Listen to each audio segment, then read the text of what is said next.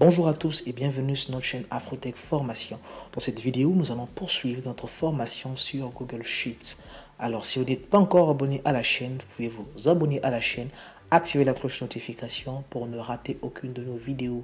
Si ce genre de contenu vous intéresse, ce genre de formation vous intéresse, n'hésitez pas de nous laisser un commentaire, de nous dire comment est-ce que vous avez trouvé la vidéo. Alors, dans la vidéo précédente, nous avons vu un exercice donc sur les fonctions. Nous avons traité cet exercice et vous pouvez toutefois le revoir sur la chaîne, il est disponible. Eh bien, il s'agissait de calculer donc les moyennes, ensuite avec d'utiliser aussi des fonctions rang, des fonctions conditionnelles. Maintenant, dans cet exercice-là, nous allons faire une gestion de stock. Alors, ici, c'est simple. Nous allons utiliser les opérateurs, bien entendu, mais nous allons utiliser aussi des fonctions. Alors, ici, on a des références de produits, nous avons le pack, nous avons la description, le prix unitaire, la quantité. Alors ici, nous allons calculer le prix total. C'est simple que ça, prix total égal, donc on a égal, et bien nous avons prix unitaire, nous allons simplement sélectionner comme ceci, que multiplie E2. Nous avons déjà la suggestion ici. Nous allons valider, et bien c'est validé ici pour 1, et bien ça serait validé pour les autres. Alors maintenant, ce que nous allons faire ici, c'est de pouvoir donc changer ici le type de format. Donc nous pouvons venir sélectionner tout ceci, ou bien contrôle, touche de direction vers le bas. D'accord. Ici on va venir ici au niveau de format. Nous allons voir ici. Eh bien, on a format déjà franc CFA, c'est déjà mis. Et bien là, c'est bon. C'est la première feuille. Ici, nous avons juste à calculer le prix total. Ensuite, la seconde feuille ici, donc journal de stock ici, ça sera un peu plus intéressant parce que là, nous allons faire choisir la référence du produit. Ici, c'est là où nous allons faire nos enregistrements. Donc, chaque jour ici, nous aurons donc des mouvements. Date du mouvement, nous aurons des mouvements ici par jour. Vous pouvez avoir 2, 3, ça va dépendre. Alors, nous ici, on a essayé de prendre quelques dates que nous avons rentrées. Et bien là, il faut faire un choix des produits. Alors, ce qu'on va faire ici, nous allons, voilà, venir ici, on va faire, eh bien, nous pouvons venir sélectionner cette plage-là, ça dépend. On va faire clic droit, on va venir ici, validation des données. Tout simplement ici, donc on va faire une validation des données. Donc, nous avons ici plage des cellules, journal, c'est normal, c'est la plage que nous avons sélectionnée. Critères ici, c'est listé, créé à partir d'une plage. Eh bien, nous, on va faire une liste ici, liste créée à partir d'une plage, autant pour moi. Vous avez aussi une liste d'éléments, vous avez le nombre de textes, des dates, des formules personnalisées, des cases à cocher. Nous n'allons pas utiliser ça, nous allons juste utiliser une liste créée à partir d'une page. Ici, nous allons donc sélectionner la page. On va retourner ici, exercice 2. Nous allons venir prendre ceci-là, bien doucement, voilà. Nous allons venir prendre ceci-là jusqu'à ce niveau. Ok, c'est fait ici. Et bien, afficher la liste déroulante dans la cellule. Vous pouvez faire ici pour afficher la liste déroulante, afficher un avertissement, afficher le texte d'aide de validation. On va juste faire enregistrer. Et bien, on peut revenir ici. Et voilà, si on vient cliquer ici, on peut prendre la référence de produit. Vous avez vu, c'est simple. Hein? Par exemple, là, prix 25. Pourquoi pas. Là, c'est P03. On peut voir prix 10 ici. Puis on peut prendre au hasard. Voilà, donc voici comment on fait la validation des données. C'est la première méthode. Hein. Sinon, vous avez encore une seconde méthode. La seconde méthode, je vais vous la montrer. C'est simple. Hein. Vous pouvez venir prendre cette cellule-là, par exemple, celle qui est sélectionnée. Vous allez juste venir ici. On va aller masquer le menu ici. Cliquez ici sur validation des données. Simplement, hein. Après, là, vous pouvez donc sélectionner votre plage facilement. Les deux, ça marche. Donc, soit vous faites clic droit, soit vous venez ici pour faire la recherche. Alors là, on peut fermer ici, c'est bon. Ici, donc, nous avons donc rappel de description du produit. Alors, qu'est-ce qu'on veut? On veut qu'à chaque fois, lorsqu'on va sélectionner ici une référence, qu'on puisse avoir le produit qui est lié. Les produits, rappelez-vous qu'ils se trouvent ici dans feuille exercice 2 ici. Donc, les produits sont exactement ici, dans la description. D'accord, dans les moustiquaires, les porte-bébés, les couvertures. Alors, pour chaque référence, il y a un produit. Donc, nous allons faire ici une formule pour pouvoir faire une recherche. Alors, nous allons faire égal, recherche. V ici, on va faire recherche là, tout simplement. Et bien, qu'est-ce qu'on recherche? On recherche ce produit. Alors, pour la syntaxe d'abord, si vous ne connaissez pas la syntaxe, c'est simple. On va venir ici, point d'interrogation. Vous avez ici la syntaxe. Alors, vous avez d'abord un premier nombre, vous avez une plage de cellules, vous avez ici la colonne dans laquelle se trouve la réponse que vous cherchez. Là, vous avez une valeur logique. Donc, vous pouvez lire ici, en fait, toute la description si vous voulez en savoir plus. On va partir, donc nous avons ceci. Et bien, nous avons point virgule. On va venir ici. Nous allons prendre ceci. Voilà. Nous avons... alors, là, si on prend ceci là, donc nous aurons un petit problème. Comme si on cherche là, nous allons recommencer. Hein. On va prendre à partir de là. Pas de problème jusque là. Voilà. Et bien, point virgule, tout simplement. Là, maintenant, nous allons chercher les descriptions ici. Donc, ça fait 1, 2, 3. Tout simplement, hein, 3. Point virgule. Et bien, je veux une valeur exacte. Hein. J'ai 0. Voilà.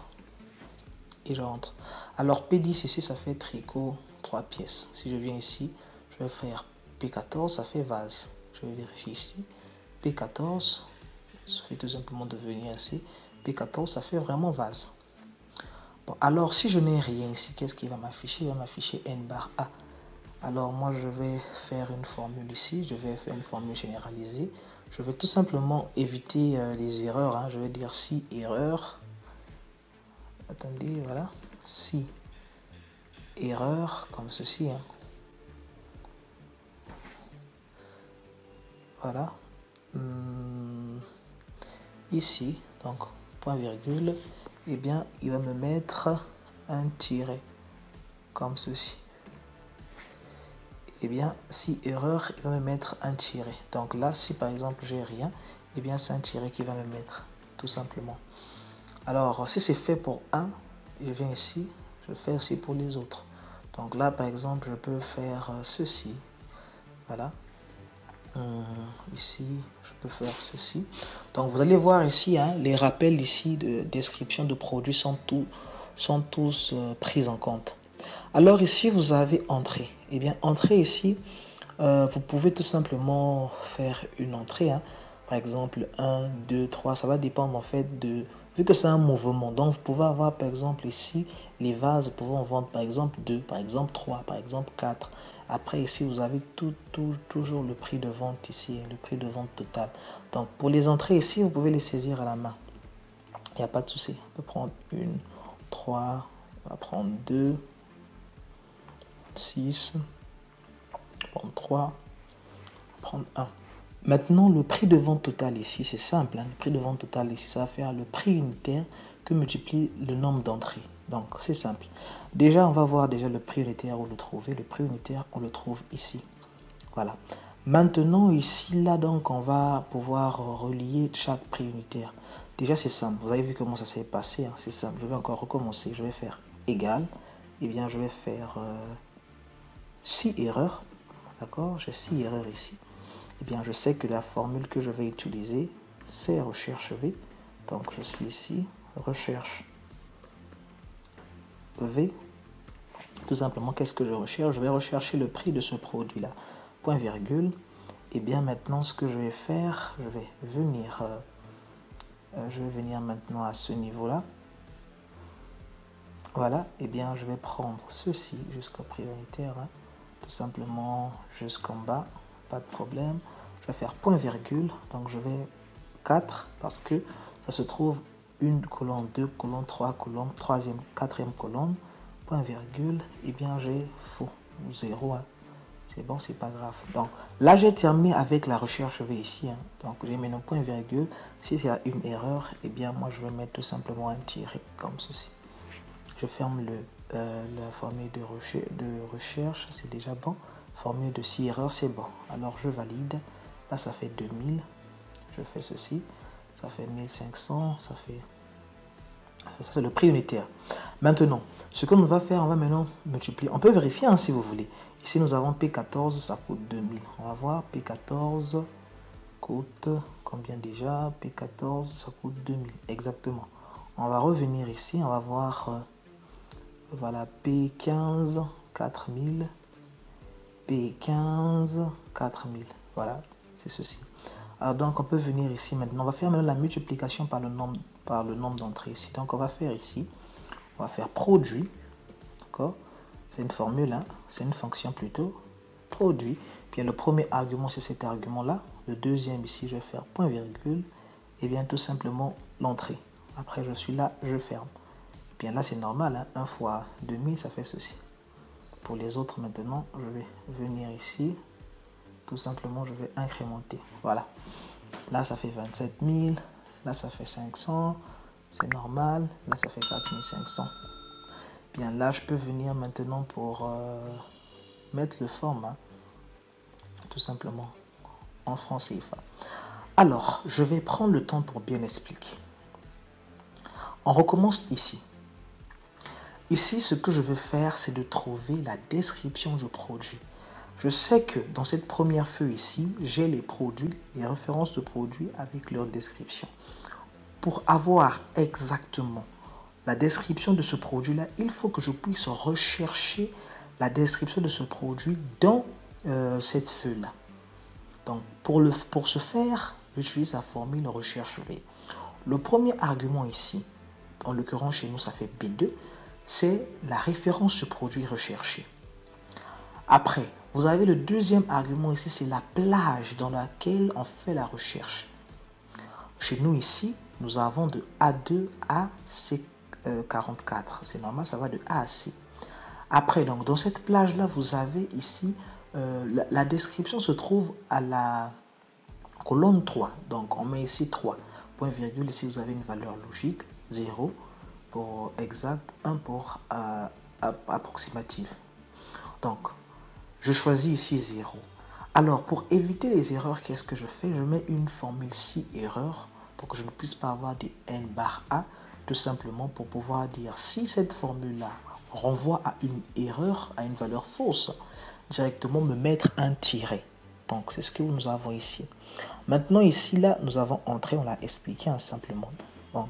Ici, nous avons prix de vente. Alors, le prix de vente total égal à quoi? Égal au prix unitaire que multiplie le nombre de produits vendus. C'est simple. Hein? Alors, pour avoir le prix unitaire ici, en partant de là, qu'est-ce que je fais? Eh bien, je vais travailler en fonction des références qui sont ici. Si nous sommes à P014 ici, nous devons avoir le prix unitaire de P014. On doit se comprendre à ce niveau. Donc, ça veut dire ici, c'est ce prix unitaire qui va multiplier l'entrée qui est ici. Pour cela, je fais d'abord une recherche. Ce que je fais d'abord recherche V. Donc, je recherche d'abord le produit, c'est-à-dire le prix unitaire du produit. C'est ce que nous avons fait ici. Donc, recherche V. B2, la plage, ici, point virgule 4, point virgule 0. Donc, ceci-là, c'est uniquement pour faire la recherche du prix unitaire. Ensuite, maintenant, n'oublions pas, on a mis ici erreur ici pour qu'on ne puisse pas avoir des erreurs. Et puis là, ensuite, nous avons que multiplie P, que multiplie D2. D'ailleurs, pour cette formule-là, pour qu'elle ait beaucoup plus de sens, ce que nous allons faire finalement, on ne va pas mettre le si erreur ici, mais nous allons le mettre, nous allons le sortir. Tout simplement parce que produit pourra nous renvoyer à un nombre qui ne sera pas intéressant. Donc ceci, nous allons tout simplement le sortir là. Je vais faire copier, coller ici. Je vais prendre ceci, je vais couper là. Je vais juste le ramener ici. Voilà, tout simplement, même si on a une erreur, l'erreur sera faite pour toute la formule, pas seulement pour 6 erreurs. Voilà, donc pas seulement pour recherche V, autant pour moi. Donc, je peux d'abord faire ici le produit des deux nombres ici. Mais si le produit renvoie une erreur, alors comme c'est la formule si erreur, l'erreur ne va pas apparaître. Si vous avez compris cela, c'est très intéressant. On peut passer donc à l'état de stock. Alors, l'état de stock ici, c'est aussi simple. Hein. On peut avoir ici référence du produit. Eh bien, référence du produit ici, ce que je vais faire, je ne vais pas souffrir. Je vais faire égal. Je vais prendre la même référence ici. Hein. Voilà. Je prends la même référence ici. Je vais tout simplement l'élargir un peu. Bon, c'est jusqu'à 42. Jusqu'à 43, c'est pas grave. Hein. Vous pouvez continuer la liste. La description, eh bien la description, je peux faire ceci. La description, c'est pas ça. Donc la description, finalement, c'est ceci. Voilà, vous avez simplement, doucement, simplement, vous avez à le déplacer. Voilà. Ça, c'est la description. Donc, doucement, pour ne pas souffrir, vous pouvez déjà venir ici, en fait, un double-clic. Il va tout. Après le stock initial ici, on va voir encore c'est égal à quoi? Égal stock initial. Nanana, ça fait ceci. Bien. On va encore faire tac tac. Alors là, nous avons maintenant somme des entrées. Alors somme des entrées égale à quoi? Simplement, on va faire donc la somme des entrées de P01. Parce que figurez-vous ici au niveau du journal stock, on peut enregistrer un même produit deux fois. Par exemple, hein, si vous voulez ici, regardez ici, hein, chaussettes, par exemple, vous avez là, on va prendre P07. D'accord? Donc nous avons ici des petits bateaux complets. D'accord? Ici, nous avons vendu petits bateaux complets. 3, là nous en avons vendu 1. Tout simplement. Alors nous, ce qu'on veut, on va avoir la somme des entrées. Donc ça veut dire, en temps normal, on doit en avoir ici. On doit en avoir ici 4. Donc ce qu'on va faire ici, nous allons venir ici, nous allons faire égal. Nous avons somme ci, tout simplement. Hein, somme ci, voilà. Ah bien, là, nous avons plage. La plage ici va nous donner, ben, on va faire journal. Simplement, voilà, journal de stock. Vous pouvez tout simplement cliquer, hein, mais moi, je peux toutefois faire ça. Eh bien, je sais que ça se trouve dans la deuxième colonne. Donc, B à B. Tout simplement. Alors, le critère ici, ça doit être ceci. Ce critère-là. Alors, point virgule, ici, nous avons la somme des plages. La somme des plages, on peut venir ici, journal de stock. La somme de plages, c'est ceci. On va fermer, on va valider. Ça fait 0. Et on peut venir faire double-clic là. Bien, le P05, ça fait 6. On peut revenir ici. P05, ça fait bien 6. Le P07, ça faisait 1 plus 3, ça fait 4 normalement. Donc P07 ici, ça va faire 4. Eh bien, ça fait 4. Donc le stock final, c'est simple. Hein? Alors, stock final égale tout simplement stock initial moins. Doucement, on a moins ici, ceci. Tout simplement, hein, eh bien, on peut saisir automatiquement. Nous allons voir déjà ici, on a un stock négatif, tout simplement. Voilà, donc là, vous pouvez venir ici pour arranger un peu. Hein. Ce sont des mises en forme, rien de bien méchant. Hein. Voilà. Voilà, ce sont des mises en forme.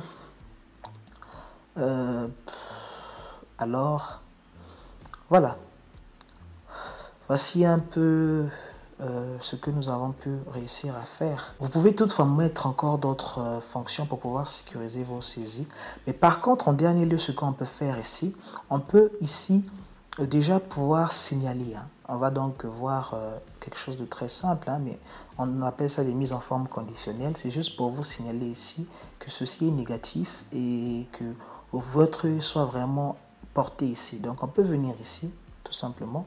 Nous avons là, on va faire clic droit, hein, comme je l'ai fait. On va faire mise en forme conditionnelle ici. On clique, on attend. Et bien donc, n'est pas vide, on va faire ici un texte inférieur à, tout simplement. On peut faire inférieur à ici et 0, tout simplement. Inférieur à 0, la couleur ici, on va venir, on va mettre une couleur. Hein. De toutes les façons, on va y revenir dans une autre vidéo.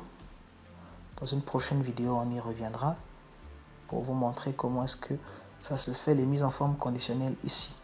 Ok, tout simplement là, on voit que tout ce qui est négatif ici est en rouge. Donc, on peut savoir que ce stock-là, déjà, voilà, que c'est pas possible d'ailleurs, parce que si une personne en a acheté 6, on n'avait que 5 en stock, d'ailleurs, ça ne marche pas.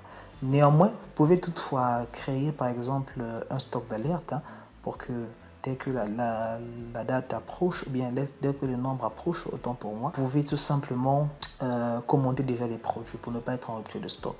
J'espère que la vidéo vous a plu. Si c'est bien le cas, laissez-nous un commentaire. Dites-nous comment est-ce que vous avez trouvé cela.